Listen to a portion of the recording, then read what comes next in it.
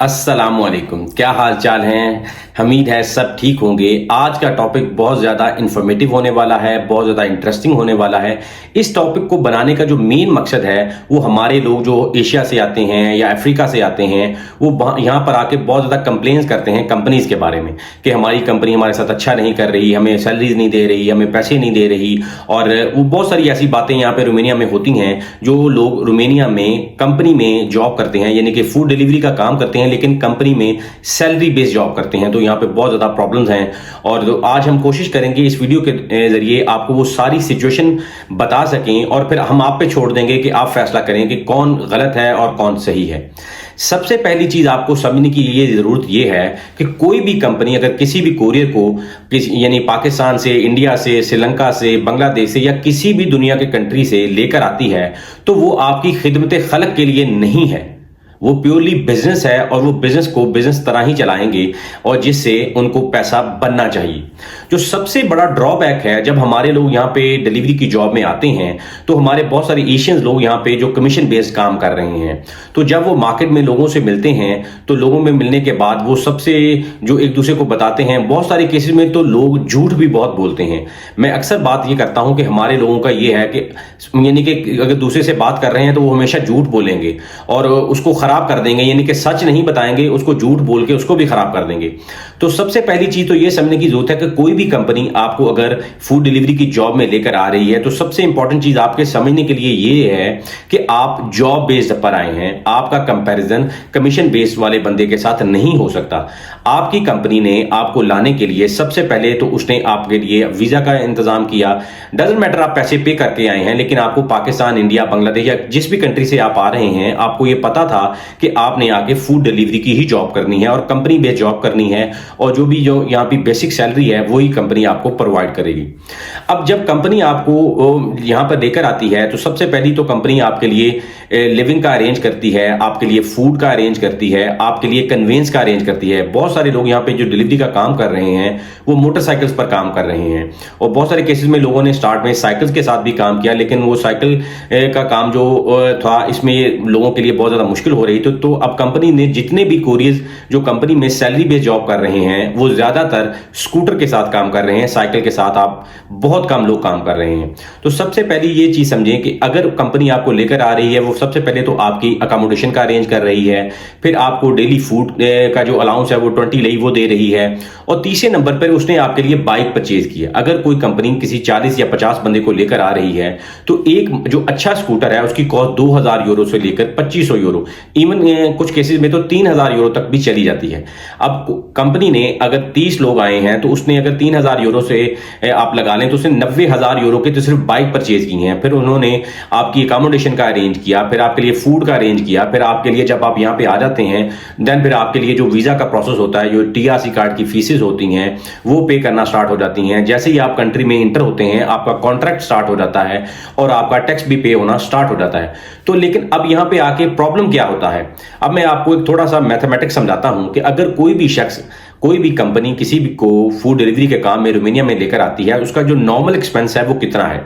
सबसे पहली चीज जो है कि आपका जो बेसिक कॉन्ट्रैक्ट है वो 3300 ली का है। उस 3300 ली के अंदर आपका 1291 रुपए आपका टैक्स है और 50 रुपए आपके बुक कीपिंग के चार्जेस हैं, यानी कि आपका 1340 या 1350 मैक्सिमम एक बंदे का जो टैक्स है, यानी कि जो ऑफिशियल टैक्स है वो 1291 ली है और उसके बाद आपका 40 रुपए, कुछ केसेस में 50 रुपए आपका बुक कीपिंग चार्ज किया जाता है, जो डिफरेंट जो अकाउंटेंट्स हैं यहाँ पे वो चार्ज करते हैं आपको आपकी कंपनी से। अब अगर आप फूड डिलीवरी के काम में आए हैं तो सबसे पहली चीज तो है आपका 3300 वो हो गया। अगर कंपनी ने आपके लिए बाइक परचेज किया है तो बाइक का रेंट यहाँ पे 300 ली पर वीक है। तो आप ये समझिए कि 4 वीक का 1200 ली रेंट कंपनी ने पे करना है स्कूटर को, चाहे उसने खुद परचेज किया है चाहे उसने रेंट किया है, तो उसको 1200 ली उसके मिलने ही चाहिए। और आपके लिए जो अगर नॉर्मल अकोमोडेशन का भी वो अरेंज करेंगे तो 500 ली एक बंदे पे एक्सपेंस आ जाता है अकोमोडेशन का। अब 500 ली के करीब आपको 600 या 500 ली के करीब आपको फूड के अलाउंसेस मिलते हैं। अब आपने ये देखा कि अगर 3300 ली आपकी सैलरी है, आपका जो कॉन्ट्रैक्ट है उसमें 1300 ली आपका टैक्स है, उसमें फिर उसने 1200 उसने मोटरसाइकिल का पे करना है, और उसके बाद उसने 500 आपका फूड का पे करना है, 500 आपका लिविंग का पे करना है, और जो उसकी मैनेजमेंट है, जो आपको टेक ओवर कर रहे हैं या जो आपकी लुक आफ्टर कर रहे हैं, जो आप के लिए सारे सिस्टम को चला रहे हैं, उनको भी उसने सैलरीज प्रोवाइड करनी है। अब यहां पे जब लोग आते हैं तो बहुत सारे लोग यहां पे आके 5000 या 6000 ली बनाकर देते हैं कंपनीज को, और वो कंपनी को ये कहते हैं हम 6000 ली बनाकर दे रहे हैं, आप हमें पैसे क्यों नहीं दे रहे। इवन अगर मैं किसी बंदे को अपनी कंपनी में लेकर आता हूं तो मैं अगर उसको ये कहता हूं कि जी आप सैलरी बेस्ड काम करेंगे, मैं उसको अच्छी सैलरी दूंगा, लेकिन अगर वो 5 से 6000 ली बना के दे रहा है कंपनी को, तो इट मींस कि कंपनी लॉस में है। कंपनी के जो एक्सपेंसेस हैं उसके ऊपर वो तकरीबन 6 से 7000 ली के करीब बन जाते हैं। अगर कोई भी शख्स 6000 रुपया कंपनी को बनाकर देगा तो आप कैसे तसव्वुर कर सकते हैं कि कंपनी आपको अच्छा ट्रीट करेगी, आपको कहेगी कि आप बहुत अच्छा काम कर रहे हैं। और दूसरी सिचुएशन में यह भी होता है कि अगर 40 लोग हैं, 40 लोगों में से 10 लोग बहुत अच्छा काम कर रहे हैं और जो 30 लोग हैं वो काम ही बहुत नॉर्मल कर रहे हैं। लेकिन जब आप कलेक्टिवली कंपनी चेक करेगी, कंपनी ये तो नहीं चेक करेगी कि 10 बंदे बहुत अच्छा काम कर रहे हैं, 30 बंदे काम नहीं कर रहे हैं, वो तो ये देखेगी 40 बंदों का जो मंथ एंड पे कितना क्लोज किया उन्होंने। तो वो जब डिवाइड होता है तो वो सारे जो लोग काम कर रहे होते हैं कंपनी में, उनका जो एवरेज है वो बहुत डाउन हो जाती है। तो इस वजह से बहुत सारी कंपनी यहाँ पे पहले स्टार्ट हुई, उन्होंने बहुत ज्यादा यूनिक स्टार्ट में लोगों को अपनी तरफ से फोन लेकर दिए, उन्होंने सारे गेयर्स प्रोवाइड किए, जैकेट्स प्रोवाइड की, आपको ट्राउजर्स लेके दिए, आपको रेन कोट लेके दिए, आपको अच्छे स्कूटर लेके दिए। लेकिन बहुत सारी कंपनियां अब यहां पे उड़ गई हैं, यानी कि हमारे जो लोगों ने, एशियंस लोगों ने या अफ्रीकन लोगों ने जो कि सैलरी बेस्ड काम में आए, तो उन्होंने कंपनीज को फ्लॉप कर दिया। क्योंकि जब कंपनी एक बहुत ज्यादा इंफ्रास्ट्रक्चर डेवलप करती है, उस पर बाइक्स खरीदती है आपके लिए, यानी कि सारा सिस्टम मेंटेन करती है, तो उस पर आपकी अच्छी खासी कंपनी की कॉस्ट आती है। एट द एंड जब कंपनीज को पैसे बनाकर लड़कों ने नहीं दिए, और बहुत सारे केसेस में तो यहां से लोग वैसे ही भाग गए आगे, तो कंपनीज के लिए वो बहुत ज्यादा लॉसेस हुए। तो अब बहुत सारे लोग जब मार्केट में जाते हैं तो वो मार्केट में ये देखते हैं कि लोग कमीशन बेस्ड काम कर रहे हैं, तो वो आके अपनी कंपनी को कहते हैं जी आप हमारे साथ कमीशन बेस्ड काम करें, अगर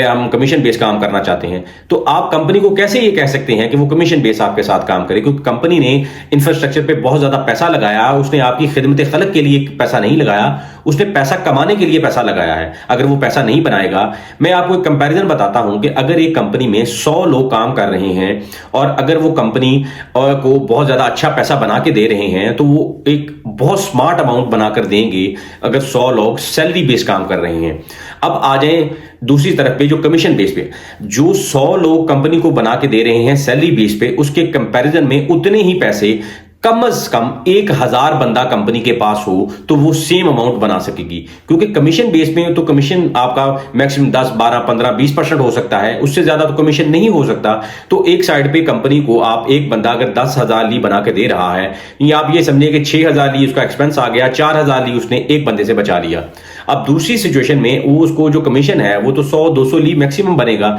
तो अगर कंपनी आपको सैलरी पे रखेगी तो वो बहुत अच्छी स्मार्ट अमाउंट कमाएगी। लेकिन अगर उसी ने उसको कमीशन बेस पे करना है, अगर उसके पास 100 वर्कर है तो उसके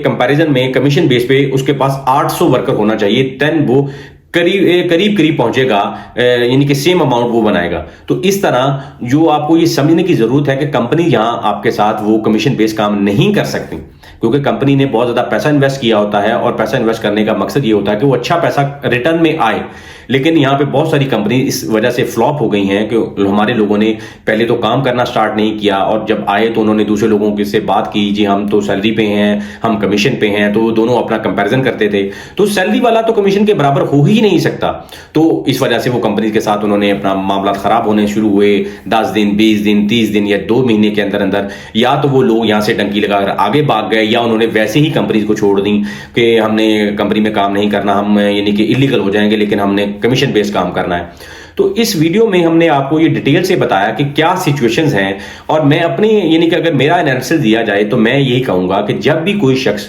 पाकिस्तान, इंडिया, बांग्लादेश या किसी भी जगह से अगर वो सैलरी बेस्ड जॉब पर आ रहा है, तो उसको ये चीज अपनी यानी जहन नशीन करनी चाहिए कि वो सैलरी पर आ रहा है। जब वो यहां पर आके अपने आप का कंपैरिजन कमीशन बेस्ड लोगों के साथ करता है तो वो गलत करता है।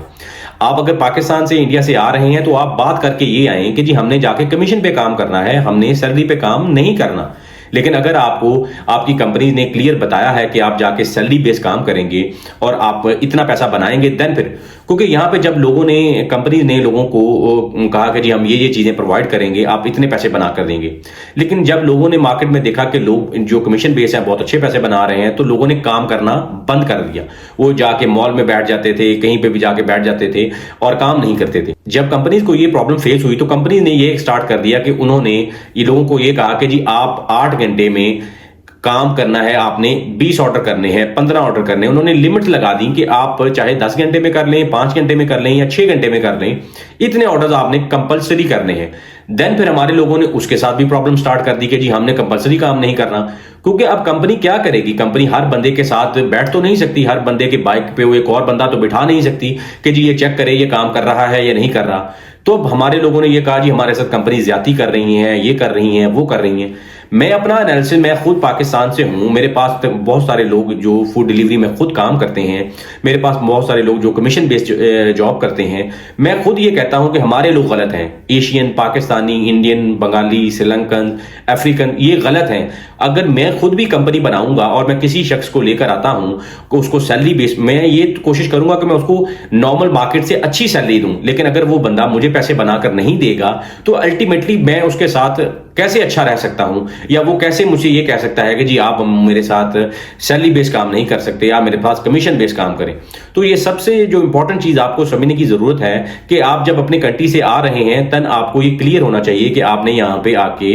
फूड डिलीवरी का सैलरी बेस्ड जॉब करनी है या कमीशन बेस्ड जॉब करनी है। अब ये सारी सिचुएशन मैंने आपके सामने खोल के रख दी है। मैंने जो कंपनीज की नैरेटिव है वो भी आपको बता दिया है, और जो यहाँ पे जो कोरियर्स आते हैं हमारे एशिया से आते हैं उनका नैरेटिव भी आपको बता दिया। अब हम आप पे छोड़ते हैं और आप खुद फैसला करें कि कौन गलत है और कौन सही है। अगर मेरी राय ली जाए तो मैं यही कहूंगा कि कंपनीज राइट हैं, कंपनीज सही एंड पर हैं, कोरियर्स गलत हैं। बाकी ये मेरी अपनी खुद की राय है, हर बंदे की राय डिफरेंट हो सकती है, लेकिन जो यहाँ पे ग्राउंड सिचुएशन जो मैं देखता हूं या डेली बेसिस पर फेस करता हूं, उससे मैं ये अखज़ करता हूं कि जो हमारे कोरियर्स हैं वो यानी कि वो गलती पर हैं, कंपनीज गलती पर नहीं है।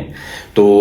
इस तरह की इंफॉर्मेटिव वीडियो जो हम आपके लिए लेकर आते रहते हैं, तो इसके लिए आप हमारे चैनल को सब्सक्राइब करें, बेल आइकन को प्रेस करें, ताकि जब भी हम कोई नई वीडियो लेकर आए तो आपको बर वक्त नोटिफिकेशन मिल सके, आप अपने आप को बर वक्त एजुकेट कर सकें। रोमानिया में जो डिफरेंट जो सिचुएशंस होती हैं उस पर हम डिफरेंट जो टॉपिक्स हैं उस पर वीडियोस बनाते रहते हैं। अगर आपको कोई भी ऐसा टॉपिक आप समझते हैं कि जिस पर हमें वीडियो बनानी चाहिए, आप कमेंट बॉक्स में लिखें, हम आपके कमेंट बॉक्स में उसका रिप्लाई भी करेंगे। अगर उसकी पे वीडियो बनाने की जरूरत पड़ेगी तो हम वीडियो भी बनाएंगे। मिलते हैं इस तरह की नई इंटरेस्टिंग वीडियो में, तब तक अल्लाह हाफिज।